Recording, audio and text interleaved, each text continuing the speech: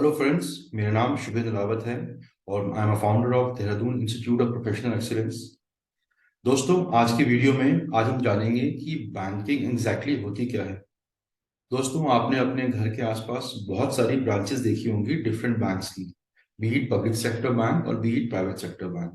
Bank चाहे Punjab national bank SBI हो या एक्सिस बैंक या कोटक महिंद्रा बैंक, इन सारी ब्रांचेस को रिटेल बैंकिंग या ब्रांच बैंकिंग कहते हैं।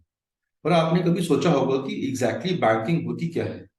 ये जो वीडियो है नेक्स्ट 15-20 मिनट्स में, ये वीडियो उन सभी स्टूडेंट्स के लिए काफी इंफॉर्मेटिव रहने वाला है जो स्टूडेंट्स बैंकिंग में आना चाहते हैं, चाहे प्राइवेट सेक्टर बैंक्स, चाहे वो आना चाहते हैं पब्लिक सेक्टर बैंक्स में, या आप किसी भी फील्ड में अपना करियर चाहते हैं बनाना।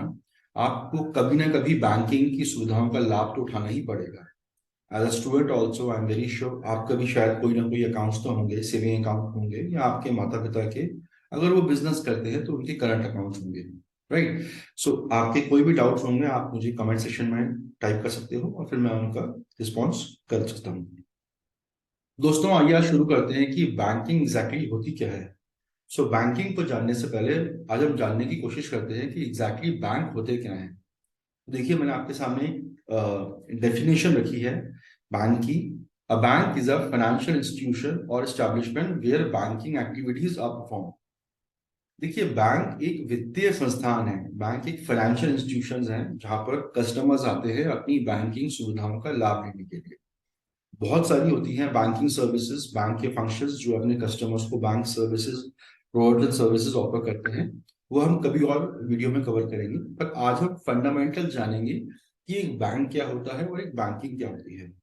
देखिए, जैसे आपको मैंने बताया, बैंक एक फाइनेंशियल इंस्टीट्यूशन है जो एक बैंकिंग सर्विसेज करता है प्रोवाइड अपने कस्टमर्स को। कस्टमर्स कौन? आप और हम। कस्टमर्स आपके हो सकते हैं रिटेल कस्टमर्स, या कस्टमर्स आपके हो सकते हैं कॉर्पोरेट कस्टमर्स। रिटेल कस्टमर्स होते हैं दोस्तों आप और मैं, जो अपनी रोजमर्रा की सर्विसेज के लिए जाते हैं बैंक में। आपको सेविंग अकाउंट ओपन करना है, आपको current account, fix deposit, recurring deposit, या आपको अपने कोई लोन्स लेने हैं, तो आप और हम हो गए retail customers, small customers. Right. Corporate customers होते हैं कि अगर ओएनजीसी को, रिलायंस को अगर बैंक में जाना है कोई सर्विसेज अवेल करने के लिए, तो इन कस्टमर्स को कहते हैं कॉर्पोरेट कस्टमर्स। ओके, चलिए, अब हम बैंक तो समझ चुके हैं बैंक क्या होता है। बेसिकली बैंक एक फाइनेंशियल इंस्टीट्यूशन है, बट बैंकिंग क्या होती है। देखिए, हिंदुस्तान में, इंडिया में हर चीज का एक कानून है। तो बैंकिंग को भी कंट्रोल और गवर्न करने के लिए एक एक्ट है, एक कानून है, जिसको कहते हैं बैंकिंग रेगुलेशन एक्ट 1949। 1949 में भारत की पार्लियामेंट, संसद ने पास किया था बैंकिंग रेगुलेशन एक्ट, जिसके अंदर बैंकिंग की सर्विसेज गवर्न की जाती है। किसी भी फाइनेंशियल इंस्टीट्यूशन को अगर बैंक का लाइसेंस चाहिए तो उनको पहले रिजर्व बैंक ऑफ इंडिया से लाइसेंस लेना पड़ता है। ठीक है। आरबीआई का वीडियो हम आने वाले, आरबीआई का कंसेप्ट हम आने वाले वीडियो में कवर करेंगे। तो आइए हम जानते हैं कि एग्जैक्टली बैंकिंग होती क्या है।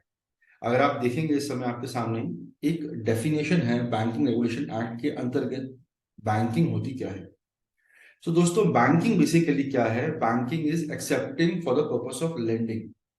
जो पैसे आप और हम कस्टमर्स बैंक में जमा करते हैं, saving account, current account, fix deposit, recurring deposit के रूप में, उसी पैसे को बैंक लोन के रूप में देता है दूसरे कस्टमर्स को। आप चाहें तो अपना पैसा जब मर्जी विड्रॉ कर सकते हैं।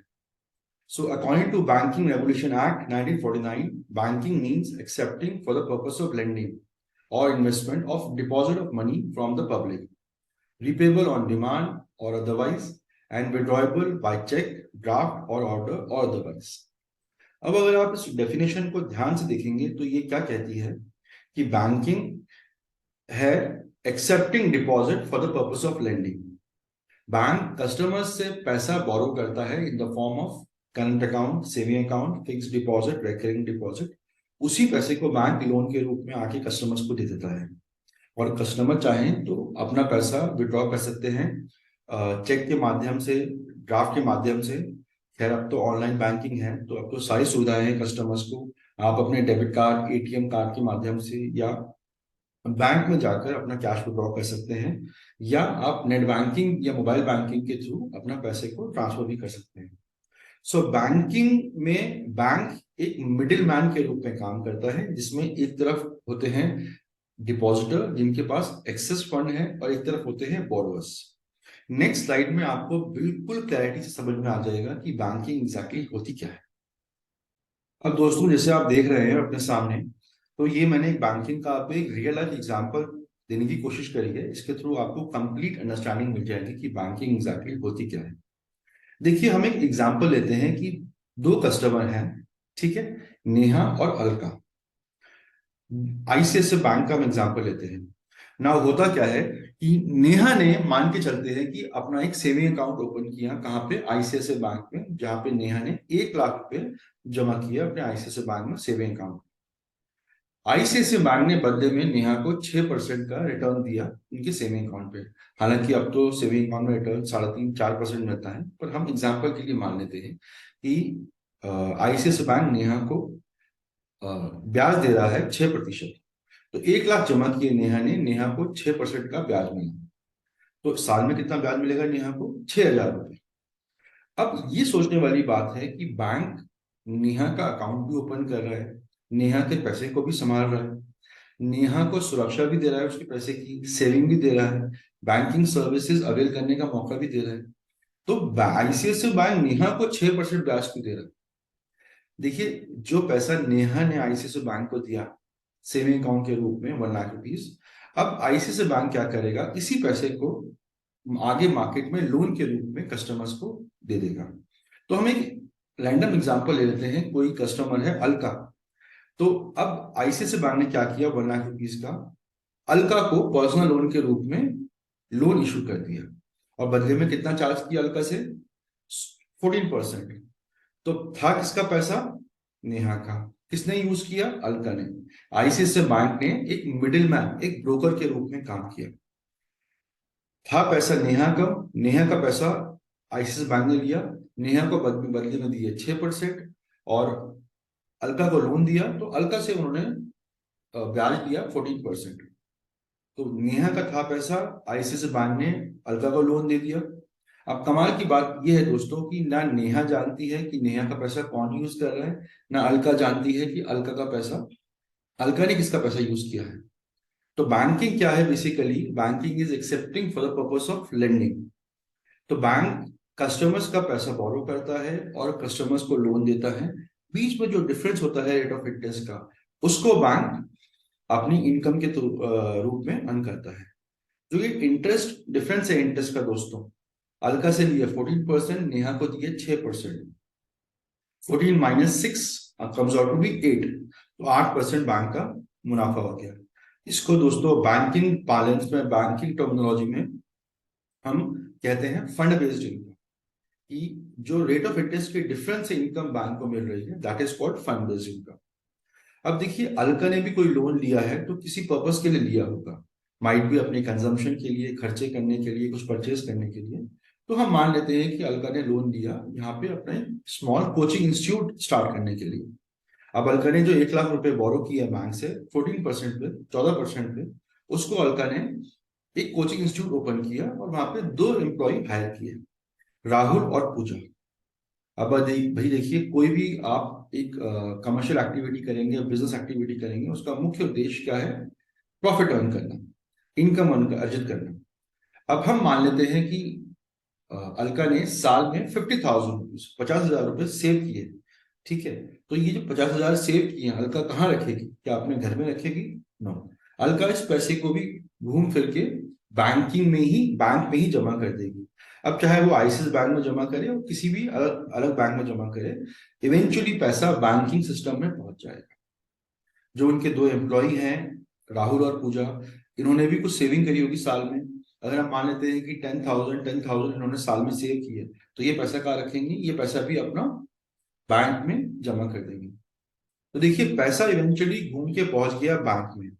अब जो 50,000 रुपीज अलका ने अपनी सेविंग प्रॉफिट जमा किया बैंक में, और जो राहुल पूजा ने जमा किया अपने 10,000 रुपीज बैंक में, इस पैसे को भी बैंक लोन के रूप में आगे कस्टमर्स को इशू कर देगा और अब बदले में अपना ब्याज कमाएगा। दोस्तों, ये जो मैंने आपको साइकिल ब्रीफ करी है, this is called economic cycle. इसीलिए दोस्तों बैंकिंग इतनी इंपॉर्टेंट है कि आपको ध्यान होगा जब कोविड की फर्स्ट वेव आई थी 2020 में, तो बैंक सब कुछ बंद हो गया था पर बैंक्स बंद नहीं हुए थे। और भारत सरकार ने, गवर्नमेंट ऑफ इंडिया ने बैंकिंग को भी इसेंशियल सर्विसेज में ऐड कर दिया गया था। दोस्तों, अगर आपको जानना है कि किसी भी कंट्री की अर्थव्यवस्था, इकोनॉमी कितनी मजबूत है, तो आप ये जान सकते हैं कि उसका बैंकिंग स्ट्रक्चर कितना मजबूत है। तो हम दोबारा आते हैं इस एग्जाम्पल पे। नेहा का पैसा था, अलका ने यूज किया, आईसीआईसीआई बैंक ने या बैंकिंग सिस्टम ने एक मिडिल मैन, एक ब्रोकर के रूप में, एक प्लेटफॉर्म के रूप में काम किया। दिस इज बैंकिंग दोस्तों। या ओके, अब देखते हैं दोस्तों कि ऐसी बात नहीं है बैंक्स के अपने खर्चे नहीं होते हैं। देखिए, बैंक की अपनी ब्रांचेस होती हैं, एम्प्लॉयज की, स्टाफ की सैलरी होती है, इंश्योरेंस कवरेज होता है, प्रीमियम होता है, बहुत सारे रनिंग ऑपरेटिंग एक्सपेंसेस होते हैं। तो हम मान लेते हैं कि बैंक के टोटल एक्सपेंसेस हो रहे हैं 3%, 3% बैंक के एक्सपेंसेस हो रहे हैं। तो 6% दिया नेहा को ब्याज सेविंग अकाउंट पे, जो नेहा ने जमा किए थे पैसे आईसीआईसीआई बैंक में। 3% बैंक के अपने एक्सपेंसेस हो गए, कितने हो गए? 8%। तो टोटल एक्सपेंसेस बैंक के हो गए हैं 8%। 5% नेहा को देने में ब्याज और 3% अपनी ऑपरेटिंग कॉस्ट, रनिंग एक्सपेंसेस। कितना लिया अलका से?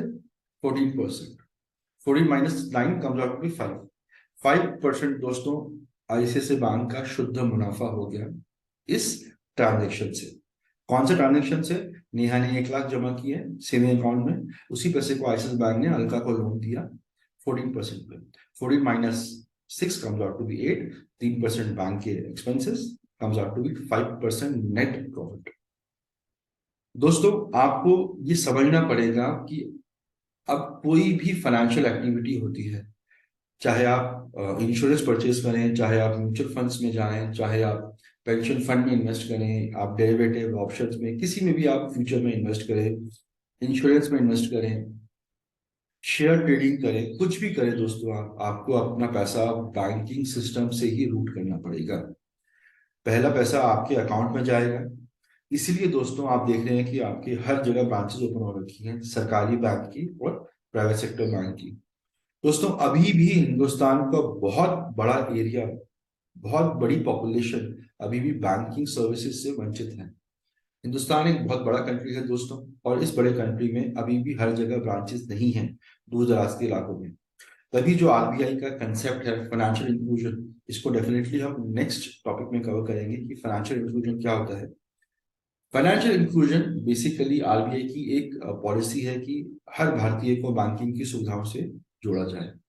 इसी पॉलिसी के अंतर्गत जब 2015-16 में honourable prime minister Modi ji ने प्रधानमंत्री जनधन योजना की शुरुआत की थी कि हर भारतीय को बैंकिंग की सुविधा से जोड़ा जाए। तो दोस्तों, ये होती है आपकी एक्चुअल बैंकिंग। तो आई एम वेरी श्योर कि ये वीडियो आपके लिए इन्फॉर्मेटिव रहा होगा। अगर आपके कोई डाउट्स हैं, कोई कंसर्न है, कोई सवाल है, तो आप मुझे कमेंट सेक्शन में टाइप कर सकते हैं। मैं डेफिनेटली उसका रिस्पॉन्ड देने की कोशिश करूंगा। आगे भी आप चाहते हैं कि मैं आपको किस तरीके की वीडियोस बनाऊं, ताकि आपको कोई इन्फॉर्मेशन चाहिए, तो आप मुझे कमेंट सेक्शन में टाइप कर सकते हैं। दोस्तों, आप सभी ने मुझे इतना समय दिया, मेरे वीडियो का आपने देखने में अपना समय दिया। Thank you so much. जय हिंद।